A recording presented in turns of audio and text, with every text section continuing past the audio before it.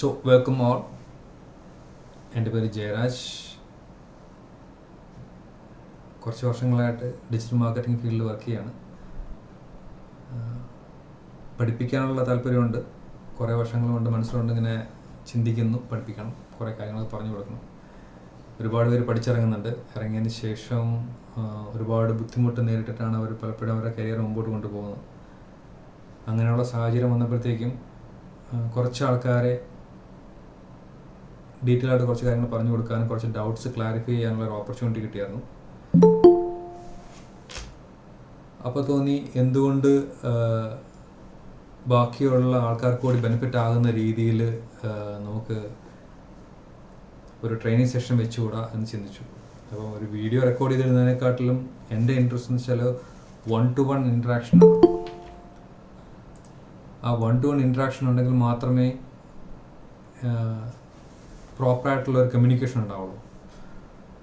അതിൻ്റെ എല്ലാം ബേസിസിലാണ് ഇപ്പോൾ ഇന്നത്തെ ദിവസം ഈ സെഷൻ സ്റ്റാർട്ട് ചെയ്യാം എന്ന് മനസ്സുകൊണ്ട് തീരുമാനിച്ചത്. എൻ്റെ സ്വന്തം സ്ഥലം കൊട്ടാരക്കരയാണ്. ഞാനിപ്പോൾ ട്രിവാൻഡ്രത്താണുള്ളത്.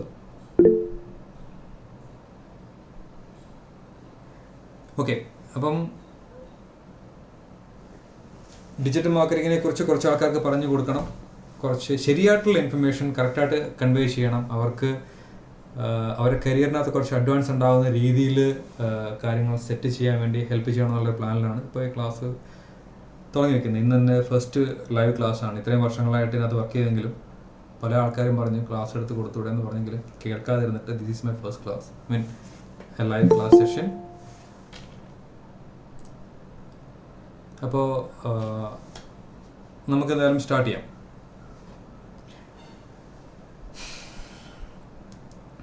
ഡിജിറ്റൽ മാർക്കറ്റിംഗ് എവിടെ നിന്ന് സ്റ്റാർട്ട് ചെയ്യണമെന്ന് ചോദിച്ചു കഴിഞ്ഞാൽ ആകെ കൂടെ കൺഫ്യൂഷനാണ്. ആദ്യമേ ഡിജിറ്റൽ മാർക്കറ്റിംഗ് എന്താണെന്ന് എല്ലാവരും പറയണേ.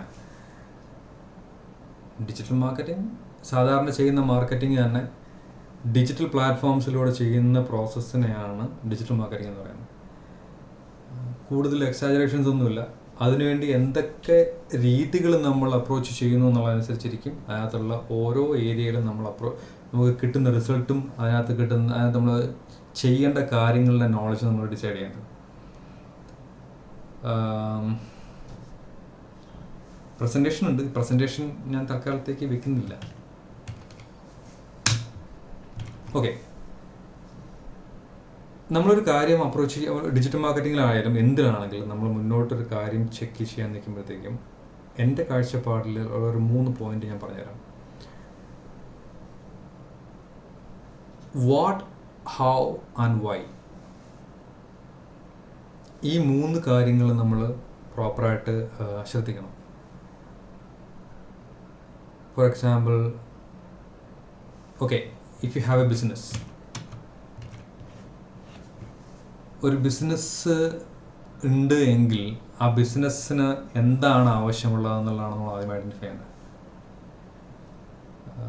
ബിസിനസ് ഇടുന്ന എല്ലാ ആൾക്കാർക്കും ബിസിനസ് പ്രോഫിറ്റ് ഉണ്ടാവണം, അല്ലെങ്കിൽ ഒരു പ്ലാറ്റ്ഫോം സെറ്റ് ചെയ്ത് കഴിഞ്ഞാൽ ഇൻഫ്ലുവൻസർ ആണെന്നുണ്ടെങ്കിൽ അയാളുടെ പ്ലാറ്റ്ഫോംസിൽ കൂടുതൽ ഫോളോവേഴ്സിനെ വേണം. ഇങ്ങനെയൊക്കെ ഉള്ളതാണ് അതിനകത്തുള്ള റിക്വയർമെൻറ്റ് എന്ന് പറയുന്നത്. ആ റിക്വയർമെൻ്റ് ആണ് നമ്മുടെ ആവശ്യം. That is A what. The next question is how. നമുക്കത് എങ്ങനെ ചെയ്യാൻ പറ്റും.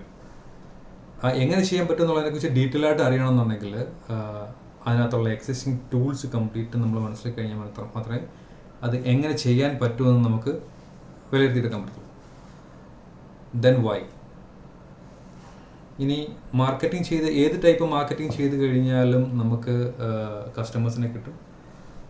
എക്സെപ്റ്റ് ഡിജിറ്റൽ പ്ലാറ്റ്ഫോമിൽ മാത്രമുള്ള ബിസിനസ്സിന് ഡിജിറ്റൽ മാർക്കറ്റിംഗ് വഴി മാത്രമേ ചെയ്യാൻ പറ്റുള്ളൂ. പക്ഷേ എക്സിസ്റ്റിംഗ് ഓഫ്ലൈൻ ബിസിനസ്സുകൾക്ക് എന്തിന് ഡിജിറ്റൽ മാർക്കറ്റിംഗ് അപ്രോച്ചബിൾ ആകണം എന്നുള്ളതാണ് അടുത്ത ചോദ്യം.